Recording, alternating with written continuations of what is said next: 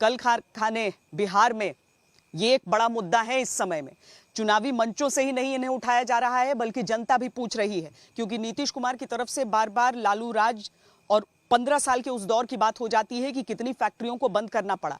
लेकिन दूसरी तरफ आरजेडी की तरफ से भी यह सवाल नीतीश कुमार से पूछ लिया जा रहा है कि अपने 15 सालों के शासन में कितने कारखाने, कितनी फैक्ट्रियां लग गई हैं। जनता अपने मन में क्या इस फैक्टर को भी संजोए हुए है।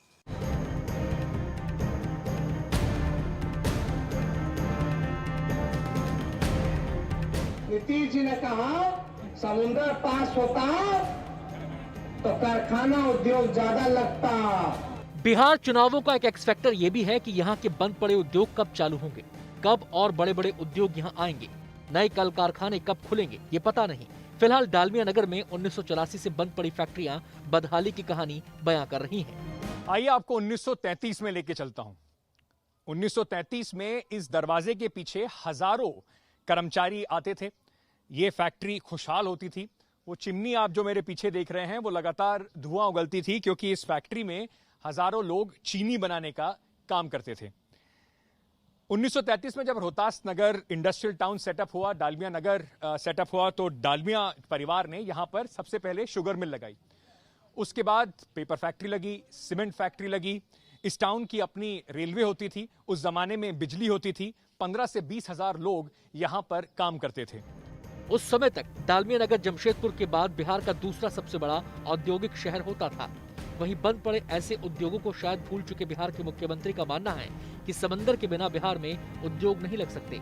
नीतीश जी ने कहा समुद्र पास होता तो कारखाना उद्योग ज्यादा लगता। नीतीश जी आप थक चुके हैं, आपसे बिहार संभालने वाला नहीं है। बिहार बेरोजगारी का केंद्र बन गया। 46.6 बेरोजगारी दर है।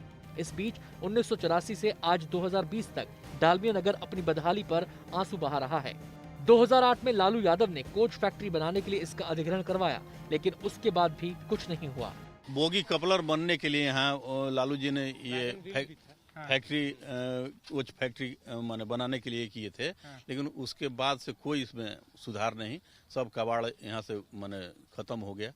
कट कट के कबाड़ बिका रहा है, लेकिन फैक्ट्री के प्रोसेस में अभी कुछ बने कि चालू हो कराएंगे, ऐसे कराएंगे, वैसे कराएंगे, लेकिन कुछ नहीं हुआ, वीरान पड़ा रहा।